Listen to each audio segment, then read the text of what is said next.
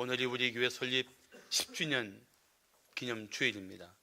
지나고 보니까 참 10년이 잠깐이었습니다. 잠깐. 정말 이렇게 짧은 시간인 줄 지나고 나면은 느낍니다. 원래 우리 교회는 분당 지구촌 교회의 교회 개척 프로그램으로 세워진 교회입니다. 당시 담임 목사이신 이동훈 목사님께서 텍사스주 달라스에 있는 어느 교회를 갔다가 큰 충격받았습니다. 한 교회가 100개 이상의 교회를 개척한 거예요. 그래서 교회를 개척해야겠구나 마음을 정하고 돌아와서 분당 지구촌 교회에다가 10개의 교회를 개척하겠다고 공포했습니다. 그리고 5년 이상 근무한 목사 중에 자격을 갖춘 목사에게 교회 개척을 지원하겠다고 했습니다. 그런데 아무도 선뜻 나서지 않았습니다. 그래서 그 당시에 3년 반 근무했던 제가 자원했습니다. 그래서 우리 교회가 분당 지구촌 교회 전폭적인 지원을 받고 개척하게 된 것입니다. 지교회는 아니에요. 우리 자체 독립교회입니다. 이 현재 우리 쓰고 있는 예배당을 인테리어 공사를 해야 하기 때문에 우리가 3개월 동안은 루터대학교의 예배실을 빌려서 예배를 했습니다. 그때 이 인테리어를 공사하는데 공사하시는 사장님이 헌신적으로 정말 교회를 위해서 헌신적으로 공사를 하면서 같이 교제하다 감동받았고 그분이 우리 교회 교인이 되셨습니다. 송원아 사장님 잠깐 일어나 주세요. 저분이 우리 교회 10년 전에 인테리어 하신 건축가이십니다. 이제 우리 교회 교인이 됐어요.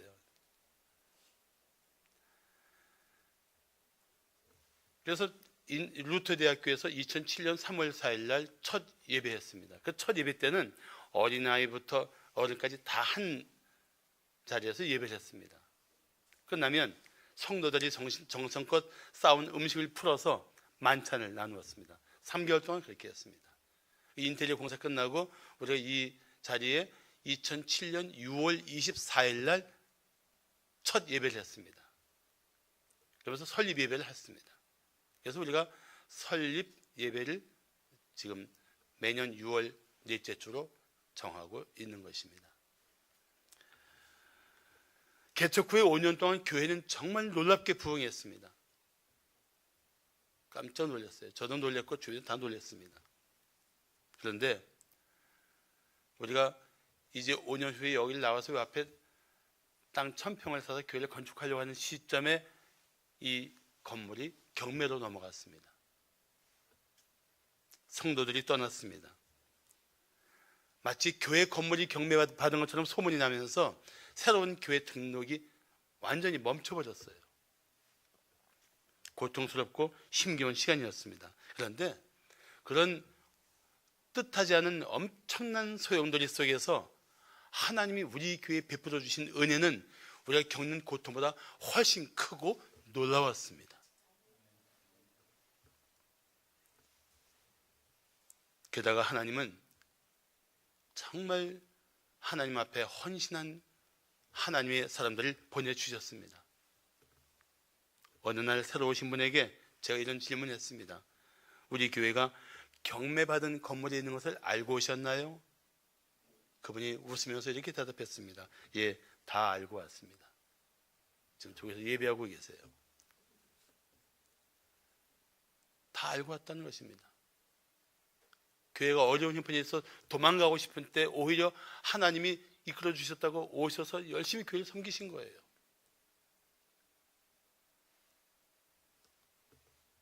경매 사건 이후에 하나님께서 우리 교회에 주신 은혜는 지금도 현재 진행형입니다. 앞으로 더 놀라운 일들이 반드시 일어날 것입니다. 비록 건물 문제로 힘겨웠고 때로는 재정 문제로 몹시 허덕였지만 교회는 하나님의 집입니다. 교회 자체가 영광스러운 교회입니다. 왜냐하면 교회는 사실 건물이 아니고 여러분들이 교회를 이루고 있기 때문에 그렇습니다. 여러분들이 교회예요. 생각해 보십시오. 왜 교회가 영광스러운 교회인가? 하나님이 예수 그리스도의 보혈로 구속한 성도들로 이루어졌기 때문입니다. 그 교회 안에서 성도들이 그리스도를 닮아가는 영적 성숙이 이루어지기 때문입니다.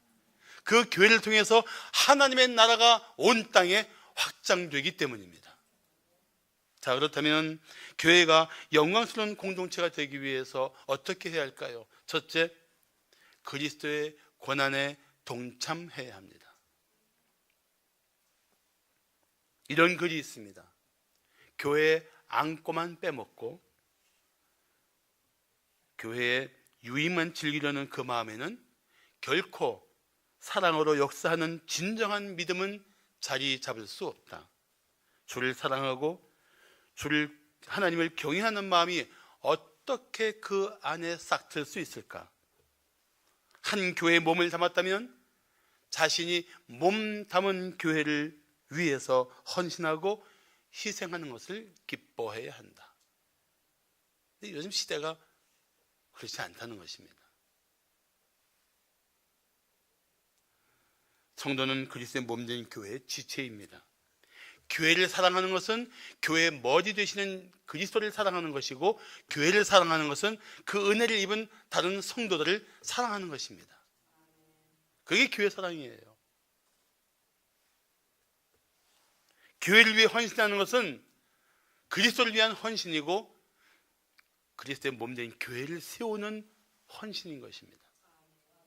오늘 본문 24절은 이렇게 말씀합니다. 나는 이제 너희를 위하여 받는 괴로움을 기뻐하고 그리스도의 남은 고난을 그 몸된 교회를 위하여 내 육체에 채우노라. 아니, 하나님의 교회를 위해서 받는 괴로움을 기뻐하겠다는 겁니다. 그러면서 하는 말이 그리스도의 남은 고난을 위해서 내 육체에 채우겠다 말합니다. 그리스도의 남은 고난이라니요, 예수님이 십자가에서 이루어진 구속이 완전한 것이 아닙니까? 완전하지요. 예수님이 십자가의 죽으심은 단 한 번으로 온 인류를 위한 영원한 속죄를 완전히 그리고 영원히 완성시키셨습니다. 할렐루야. 그래서 히브리서 9장 12절을 말씀하기를 염소와 송아지의 피로 하지 아니하고 오직 예수님께서 자기의 피로 영원한 속죄를 이루사 단번에 성소에 들어가셨느니라. 십자가의 피 흘림은 단 한 번의 사건이었지만 영원한 속죄를 완전히 이룬 하나님의 역사입니다. 그렇다면 그리스도의 남은 고난은 무엇을 말할까요? 그것은 곧 그리스도의 몸된 교회를 위해서 받는 고난을 의미하는 것입니다. 교회는 그리스도를 위해 그리고 그리스도와 함께 고난받도록 부름을 받은 것입니다. 바울은 교회를 위해서 받는 기름을 기뻐했을 뿐만 아니라 그리스도의 남은 고난을, 이 교회를 위한 고난을 그는 자랑스럽게 여겼습니다. 그리스도의 몸된 교회를 위해 고난을 받는 것은 사실 성도들에게는 특권입니다. 예수님을 사랑한다면 그의 몸된 교회를 사랑해야 마땅합니다. 사랑한다면 그 사랑에 걸맞는 희생이 있기 마련입니다. 사랑한다면 고난을 극복하면서도 그 사랑을 삶에서 드러내야 마땅한 것입니다. 지나간 10년 동안 그렇게 고난 속에 빠진 교회를 위해서 희생하고 애쓰며 수고한 성도들이 있습니다. 결코 잊을 수가 없어요. 그분들에 대한 감사와 감동이 마음에서 사라질 수가 없습니다. 하물며 내 마음속에 그렇다면 그리스도의 몸된 교회를 위해서 헌신하며 희생한 그 성도를 바라보는 하나님의 마음은 어떨까요? 하나님이 잊으실까요? 그 수고를 대충 넘기실까요? 절대 그렇지 않을 것입니다. 그래서 히브리서 6장 10절을 말씀하기를 하나님이 불의하지 아니하사 너희 행위와 그의 이름을 위하여 나타낸 사랑으로 이미 성도를 섬긴 것과 이제도 섬기고 있는 것을 잊어버리지 아니하시느니라. 하나님은 그리스도의 몸된 교회를 위해서 고난을 기뻐하며 희생을 당연히 여겼던 아름다운 종들을 절대 잊어버리지 않으실 것입니다.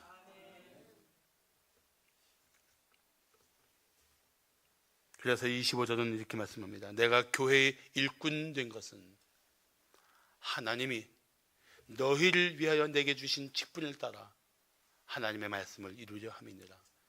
교회 일꾼 된 것은 하나님이 주신 직분이요, 이 직분을 힘쓰므로 하나님 말씀을 이루게 되는 영광스러운 부르심이라는 놀라운 의식이 있습니다.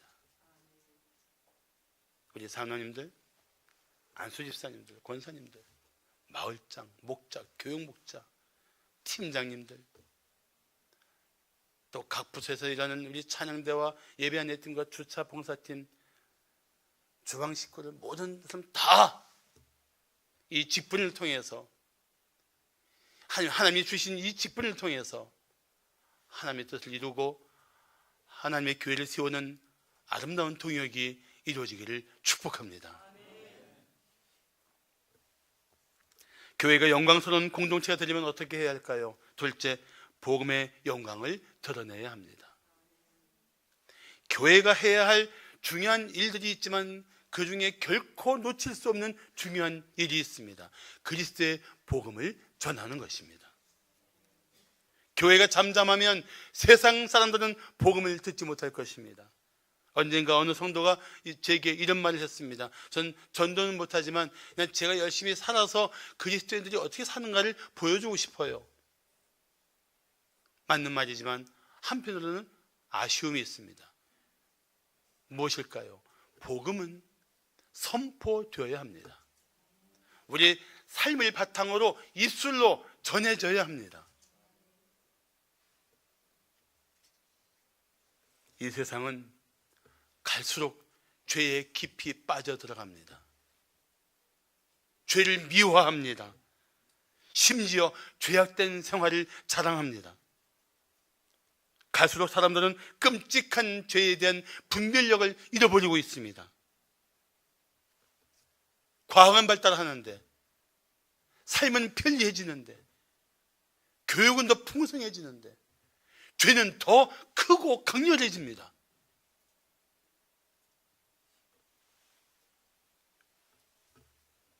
그리고 사람들은 그렇게 죄에 빠져 살다가 사망의 권세에 붙들려 결국 영원한 멸망에 던져집니다. 사람들이 인정하고 싶지 않겠지만 믿지 않는 사람들이 죽음 후에 갈 곳은 지옥입니다. 사람들은 이렇게 말합니다. 설마 사랑의 하나님이 사람을 지옥에 보내겠어? 여러분, 사랑의 하나님이시기 때문에 죽어 마땅한 우리를 구원하기 위해서 십자가에 예수님을 내어주신 거예요.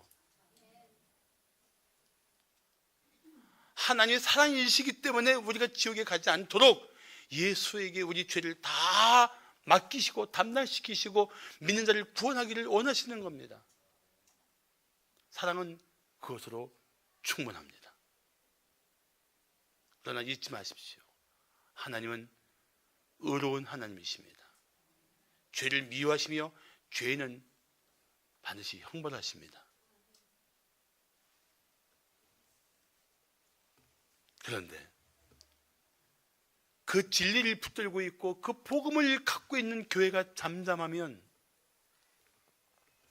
이 세상이 어디에서 구원의 메시지를 듣겠습니까?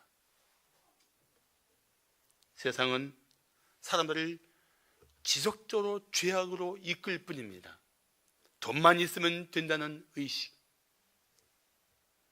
남들이 어떻게 되든 내 욕심만 채우면 된다는 가치, 자신의 잠깐의 쾌락을 위해서 이웃들을 비참하게 밟아도 된다는 악한 정신들이 이 시대의 정신인 것을 알고 있지 않습니까?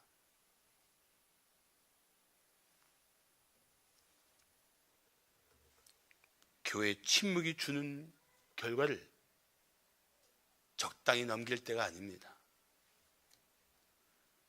새 교우가 등록하면 기뻐하는 이유가 교인이 늘어서일 것 같습니까? 그것도 있겠지만 본질은 그게 아닙니다. 한 영혼이 죄악의 자리에서 돌이켜 하나님 품에 안겼기 때문에 그걸 기뻐하는 것입니다. 오늘 본문 26절은 이렇게 말씀합니다. 이 비밀은 만세와 만대로부터 감춰졌던 것인데 이제는 그의 성도들에게 나타났다. 우리에게 나타났어요. 무엇이? 비밀이. 근데 그 비밀이 뭘까요? 27절이 대답하고 있습니다. 하나님이 그들로 하여금, 그들이 누구입니까? 비밀을 받은 성도들을 말합니다. 하나님이 성도들로 하여금 이 비밀의 영광이 이방인 가운데, 이방인은 믿지 않는 사람들을 말하는 거예요. 믿지 않는 사람들 가운데 얼마나 풍성한지를 알게 하려 하심이라. 이 비밀은 무엇이냐? 너희 안에 계신 그리스도 신이 곧 영광의 소망이니라. 영광의 소망이신 이 비밀이신 예수를 우리가 알았고 이제는 이 예수를 이방인 가운데 알게 하는 것, 이것이 우리가 교회를 통해서 힘써야 할 일인 것입니다.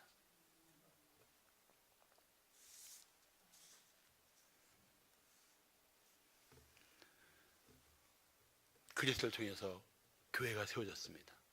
마치 아담이 옆구리에 피를 흘려 하와를 신부로 맞이한 것처럼 그리스도의 십자가의 피 흘리심으로 교회를 신부로 맞이하는 이 놀라운 신비스러운 일들이 인류의 역사 가운데 나타난 것입니다.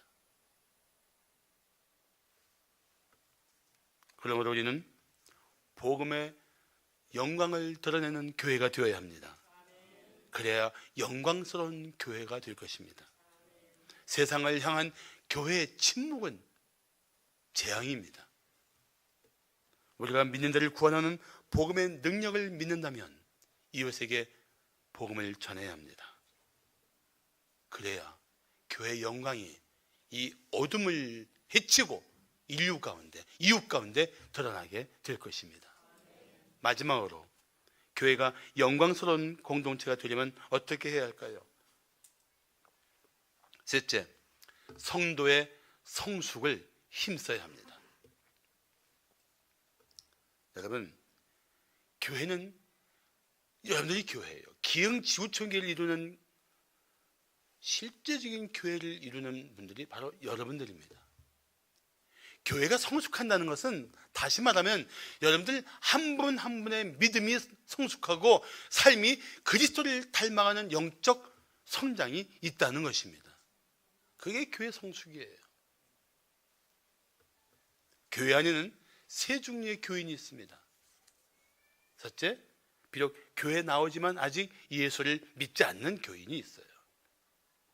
두 번째, 교회 나와서 예수를 믿었지만 아직 영적으로 어린아이 같은 교인이 있습니다. 그래서 고린도전서 3장 1절을 말씀하기를, 자막이 안 뜨니까 제가 읽어드릴게요. 형제들아, 내가 신령한 자들을 대함과 같이 너희에게 말할 수 없어서 육신에 속한 자 곧 그리스도 안에서 어린 아이들을 대함과 같이 하노라. 자, 이 본문을 잘 보세요. 이 말씀을 잘 보세요. 아, 교회 안에 두 종류의 사람이 있구나. 하나는 육신에 속한 자요, 한 사람은 신령한 사람들이 있구나. 육신에 속한 자는 누굴 말합니까? 그리스도 안에서 어린아이 같은 사람들. 다시 말하면 예수 믿는 지 얼마 안 돼요. 그래서 예수를 믿는다고 분명히 믿지만 아직도 육신에 속해 있어요. 육신에 속해 있다는 건 무엇을 말합니까? 하나님보다 세상을 더 사랑하고 하나님을 기쁘시게 하는 것보다 자기 육체를 기쁘게 하는데 관심이 많고 하나님을 위해서 드리기보다는 자기의 만족을 위해서 쓰고 싶은 이 육신에 속한 그리스도인들이 있단 말이죠. 그런데 세 번째 교인들은 어떤 분들입니까? 신령한 자들. 다시 말하면 영적으로 성숙한 성도들을 말합니다. 한번 나는 육신에 속한 자입니다 하고 선도를 보라고 하면 부끄러워서 못 들을 거예요. 신령한 사람들, 영적으로 성숙한 사람들, 영적으로 성숙한 성도들, 신령한 성도들은 성령 충만을 갈망합니다. 하나님 말씀을 따르기를 기뻐합니다. 기도로 하나님의 뜻을 구합니다. 그 삶에는 하나님의 영광을 높이려는 거룩한 열망이 있습니다. 세상이나 이 세상에 속한 것들을 사랑하지 않고 하나님 뜻을 행하려고 무던히 애를 씁니다. 이 신령한 사람들의 특징이에요. 교회는 그냥 어떻게든지 사람만 많이 있으면 된다는 의식을 버려야 합니다. 한 영혼 한 영혼을 그리스도를 닮아가는 성숙한 인격적 신앙인으로 세우는 것, 그것이 교회가 해야 할 일입니다. 그런 일이 이루어져야 교회의 영광, 교회의 그 탁월한 존재적 가치를 이 땅에 드러낼 수 있게 되는 것입니다. 히브리서 5장 13절과 14절을 보시면 이는 젖을 먹는 자마다 어린아이니 의의 말씀을 경험하지 못한 자요 단단한 음식은 장성한 자의 것이니 그들은 지각을 사용함으로 연단을 받아 선악을 분별하는 자들이라고 말합니다. 젖을 먹는 어린아이 같은 그리스도인들, 단단한 음식을 거뜬히 소화해내는 성숙한 성도들이 있다는 뜻입니다.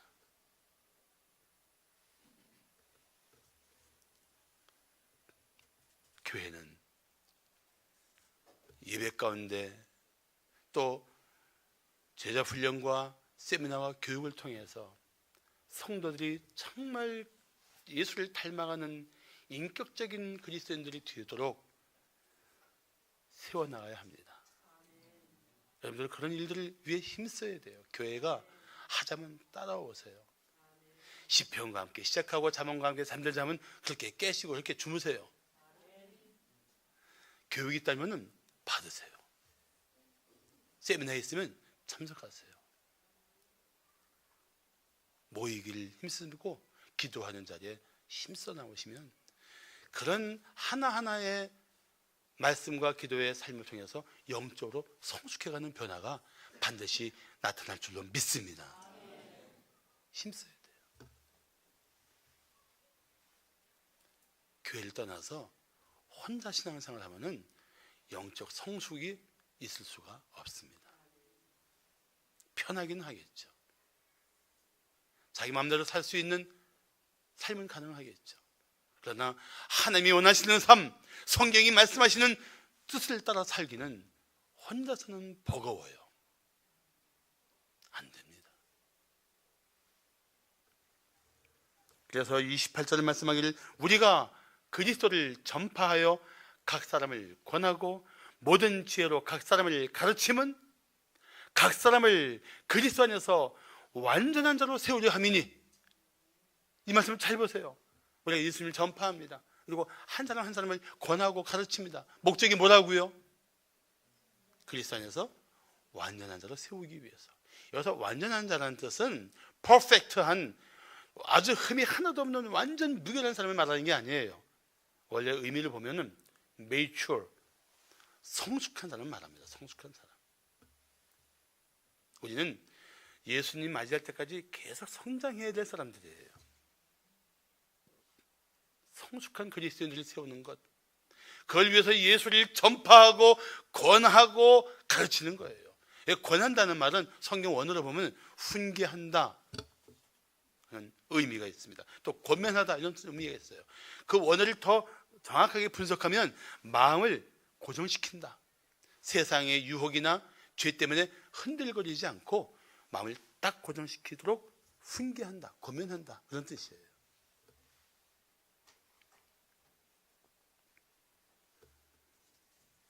그래서 영적으로 성숙한 성도를 세우는 교회가 정말 건강한 교회고 하나님의 이름을 높이는 교회가 될 것입니다. 이를 위해서 우리가 정말 더 힘을 써야 돼요. 그래서 29절을 말씀하기를 이를 위하여가 뭐예요? 그리스도 안에서 성숙한 성도를 세우기 위해서, 그런 뜻이에요.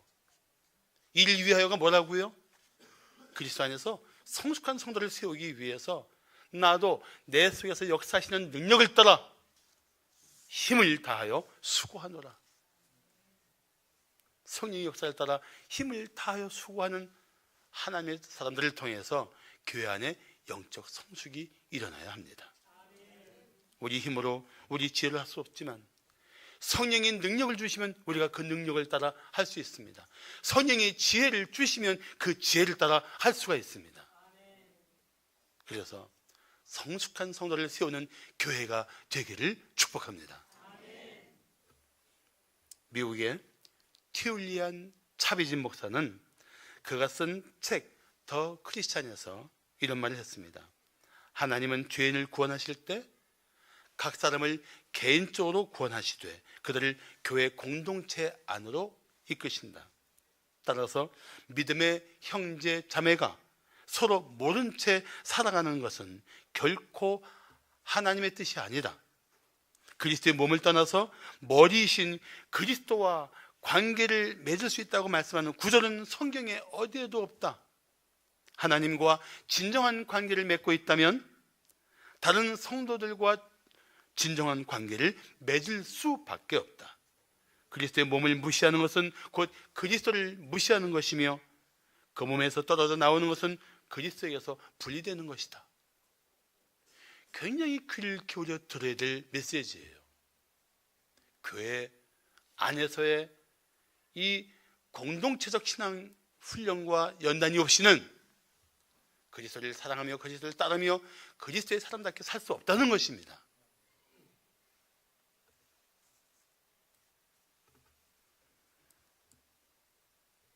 교회 안에서 다른 지체들과 부딪히는 일은 때로 상처도 받고 어려움도 있을 수 있어요. 아플 수도 있어요. 어떻게 예수 믿는 사람이 저럴 수 있는가 하는 마음 때문에 힘들 수도 있어요. 그럼에도 불구하고 다른 지체들과의 건강한 교회 관계를 회복하면서 우리는 성장하면서 그리스도를 닮아가는 거예요. 애들도 보세요. 혼자 키우는 애가 잘 클까요? 형제가 만나서 서로 부딪히고 싸우면서 크는 애들이 잘 클까요? 잘 보세요. 형제끼리 싸우는 애들이, 지지고 볶고하는 애들이 사회성도 배우고 서로 용납하고 화해하는 법도 배우면서 잘 자랄 수가 있어요. 교회도 마찬가지예요. 저 안용호 목사 꼴 보기 싫어서는 떠나야지, 그건 아니에요. 저 성도 보기 싫어서 내가 교회를 안 나올 거야, 아니에요. 하나님은 그 사람과 나를 함께 다루시면서 함께 빚어가시고 계신 것입니다. 그 비밀스러운 하나님의 은혜로운 손길을 알아야 됩니다. 피하면 지는 거예요. 요즘 뭐 부러우면 진다면서요. 아닙니다. 피하면 지는 거예요. 뒷걸음 치면은 실패하는 겁니다. 필립이안 씨는 이런 말을 했습니다. 기독교는 결코 지적이고 내적이기만 한 신앙이 아니다. 기독교는 삶이 수반되는 종교이며 그 삶은 오직 공동체 안에서만 가능하다. 내가 교회를 포기하지 못한 것도 그 때문일 것이다. 나는 내게 절실히 필요한 그 무엇이 교회 안에 있음을 마음 깊이 느낀다.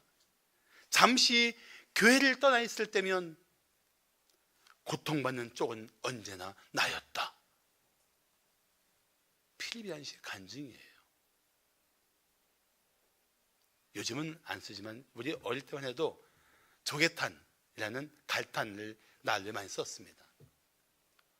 갈탄 뚜껑을 그 난로 뚜껑을 열어보면 갈탄이 빨갛게 막 타고 있어요. 하나 딱 끄집어내면 어떻게 되는 줄 아십니까? 금방 꺼져요. 다시 집어넣으면 어떻게 될까요? 다시 빨갛게 타오릅니다. 교회 공동체가 서로 믿음을 뜨겁게 하고 서로 안고 품고 일어나면서 그리스도를 닮아가는 영광스러운 공동체임을 결코 잊지 마시기 바랍니다. 사랑하는 성도 여러분, 지난 10년은 정말 상상치 못한 은혜를 누린 10년이었습니다.